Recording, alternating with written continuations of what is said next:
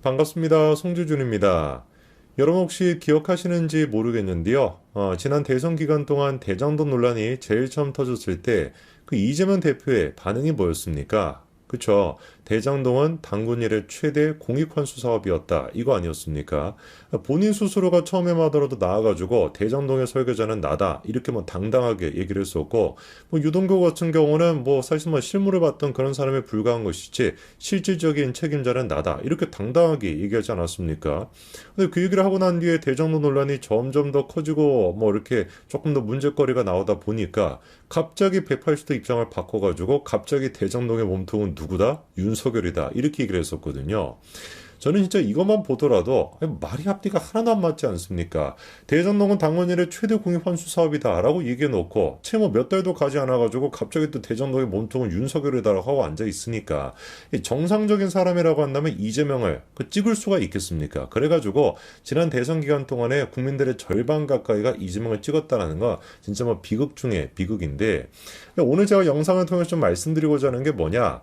원래 그 좌익들의 말도 안 되는 헛소리라고 해도 이 좌익들이 하는 이 헛소리의 그 선동의 특징이 한 가지가 있는데, 밑도 끝도 없는 얘기가 맞기는 맞아요. 밑도 끝도 없는 얘기를 밑도 끝도 있는 얘기인 것처럼 포장을 잘한다라는 겁니다. 뭔가 그래가지고 이번에 저기 그 누구였습니까? 그 뭐 혁신위원장 맡았던 그 정신 이상한 사람이 있지 않습니까? 그 인간도 뭐 CIA가 뭐 어떻게 뭐 윤석열 대통령 뭐 감청했다라는 뭐 이런 얘기를 하고 앉았는데, 아마 제가 보기엔 그분은 집에서도 까마귀 한 마리 이렇게 날아 들어오면 야 까마귀가 나를 감청하고 있는 거 아니냐 이렇게 생각하실 법한 분이에요. 정신 좀 이상하신 분은 아닙니까?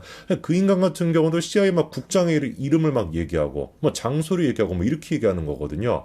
뭔가 그러니까 말도 안 되는 터무니없는 얘기임에도 불구하고 이름이 등장하고 장소가 등장하다 보니까 뭔가 있는 것처럼 사람들이 선동을 당하게 되는 것인데, 윤석열이 대장동의 몸통이다라고 하는 것도 마찬가지였습니다. 그때도 굉장히 구체적인 시기와 장소, 이름, 그리고 사건이 등장을 했었어요. 그거에 대한 이야기를 좀 말씀드리고자 하는데, 요거 혹시 기억나시는지 모르겠습니다.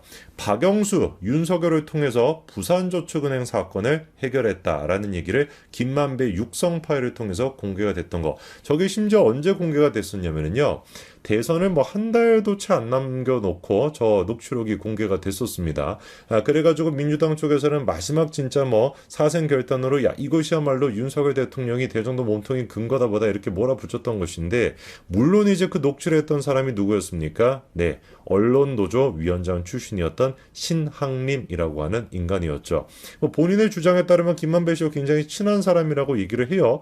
뭐 그것만 보더라도 뭐 노조 위원장이었다 뭐 이런 것만 보더라도 굉장히 저 얘기의 신빙성을 우리가 믿기가 힘든데, 뭐 어쨌거나 MBC 같은 언론사는 그거를 받아가지고 또 대서 투표를 하고 생쇼를 다 했었죠. 오늘 제가 그런데 영상을 통해서 MBC의 보도가 됐거나 김만배의 녹취록이 됐거나 얼마나 허구맹랑한 얘기에 불과한지, 사실상 저게 이거는 뭐 망상 수준도 안 되는 것이고 글자 그대로 윤석열 대통령을 담그기 위한 작업의 결과였다라고 하는 충격적인 내용에 대해서 자세하게 좀 설명을 해드리겠습니다. 자, 일단 뭐 어떻게 해가지고 윤석열 대통령이 대장동 사업의 몸통이 될 수가 있다라는 것이냐, 말 듣는 얘기지만 그 근거를 좀 생각해 보면은요, 이 사건의 시작은 일단 JTBC 보도를 통해서 시작이 됩니다. 2022년도 2월 21일 뭐 남욱이 검찰에 진술한 내용이다라고 하면서 대장동 자금챈 역할을 맡았던 조모 씨가 2011년도 대검 중수부 조사를 받을 당시에 약간 좀 조사에 특혜가 있었다라는 것인데, 저기서 얘기하고 있는 그 대장동 자금채 조모 씨가 조우영 씨를 뜻하는 거고요. 그리고 2011년도 수사를 받았다라고 하는 게 부산저축은행 사건에 대한 수사를 받았다라는 겁니다. 그러니까 뭐 한마디로 얘기해가지고 부산저축은행 사건으로 조우영 씨가 수사를 받았는데, 그 사건을 담당했던 사람이 윤석열 당시 차장이었다라는 것이고, 윤석열 차장이 수사를 부실 수사를 하다 보니까 조우영이가 빠져나올 수가 있었고, 그래가지고 나중에 조우영이가 대장동 자금책 역할을 해가지고 김만배가 대장동 사업을 할 수가 있었다. 뭐 이런 식의 논리가 전개가 되는 것이죠. 근데 실제로 남욱이 검찰 조사를 받을 때 이런 얘기를 했습니다. 김만배가 조우영의 조사를 받으러 가기 전에 워낙에 막 조우영이 막 벌벌 떨고 있다 보니까 이런 얘기를 했다는 거예요. 오늘은 그냥 올라가서 커피 한 잔 마시고 오면 된다. 물어보는 질문에 다 협조하면 된다. 이렇게 얘기를 했다는 겁니다. 첫 번째 조사를 받을 때만 하더라도 검찰이 너무 압박 질문을 해가지고 두 번째 조사를 앞두고 조용히 막 벌벌 떨고 있었는데, 김만배가 딱 조용한테 가가지고 이 얘기를 해줬다는 거죠. 야, 오늘은 걱정할 거 없어. 그냥 가서 커피 한 잔 마시고 오면 돼. 이게 그 유명한 대선 기간 동안에 그렇게나마 난리가 났었던 이른바 윤석열 차장의 커피 한 잔 요 논란인데요. 자, 요거에 대해서 우리가 사실관계를 좀 따져볼 필요가 있습니다. 자, 일단 남욱이 검찰 질문에 이렇게 답변합니다. 두 번째 조사한 검사, 요게 이제 조영의 두 번째 조사를 할 때 그 얘기를 하는 것이죠. 커피를 타준 검사가 누구냐라고 이제 검찰이 물어보니까 윤석열 중수 이 과장으로 알고 있습니다. 남욱이 이렇게 답변을 하죠. 그런데 눈에 띄는 게 한 가지가 있습니다. 아니 그러면 네가 조사를 받은 것도 아닌데 조영을 조사했던 사람이 누군지를 네가 어떻게 하냐라고 검찰이 물어보니까 남욱이 뭐라고 합니까? 그 사람이 윤석열 과장이라고 하는 것을 김만배로부터 들은 것 같습니다. 남욱이 이렇게 얘기합니다. 자, 그러면 JTBC가 보도를 했던 거, 조영의 수사를 무마를 시켜줬다, 대충 수사를 했다, 커피 한 잔을 타줬다라고 하는 사람이 윤석열 당시 과장이었다라고 하는 이 얘기는 남욱의 진술을 바탕으로 했던 그런 보도였던 것인데, 정작 남욱은 이 얘기를 누구한테 들었다라는 거예요? 김만배한테 들었다 이렇게 얘기하고 있습니다. 그리고 나중에 가가지고 김만배가 이제 이재명한테 등을 돌리고 진실을 얘기하기 시작하지 않습니까? 그리고 이 부분에 대해서도 남욱이 진실을 얘기했습니다. 뭐라고 얘기하냐? 한창 자기가 이제 미국에 있어가지고 막 난리통이었을 때 뭐 얼마나 그때 막 보도가 쏟아져 나왔습니까? 그때 갑자기 김만배한테 전화가 와가지고 대뜸 이렇게 물어봤다는 거예요. 야, 그때 조우영한테 커피를 타준 게 윤석열을 맞지? 이렇게 그냥 막 물어보니까 워낙에 막 그냥 뭐 남욱이 이제 뭐 경황이 없다 보니까 내내 뭐 그렇게 말씀하셨던 것 같습니다. 그러니까 남욱이 지금 얘기하고 있는 진실은 뭐냐? 마치 김만배가 그런 식으로 답을 유도했기 때문에 조우영이 맞지? 라고 그냥 물어보다 보니까 워낙에 막 경황이 없어가지고 내내 맞았던 것 같습니다. 이렇게 얘기했던 거에 불과했던 것인데 이게 나중에 가가지고 윤석열의 뭐 커피 한 잔 부산저축은행에다 뭐다 조우영에다 뭐다 쌩 난리통이 그냥 터졌다라는 것이죠. 물론 이것도 남욱의 일방적인 얘기일 수도 있습니다. 그럼 여기서 가장 결정적인 얘기를 해줄 수 있는 사람이 누구겠습니까? 그쵸. 조사를 받았던 당사자, 이 사람이 제일 정확한 얘기를 하지 않겠습니까? 남욱도 사실 제3자인 것이고 김만배도 제3자인 것이니까 조사를 받으러 갔던 커피를 마셨다라고 하는 그 당사자가 제일 잘 알 것이고 그 사람이 누구다? 조우영 아니겠습니까? 근데 조우영이는 나중에 검찰 조사를 받을 때 이런 얘기를 하고 있습니다.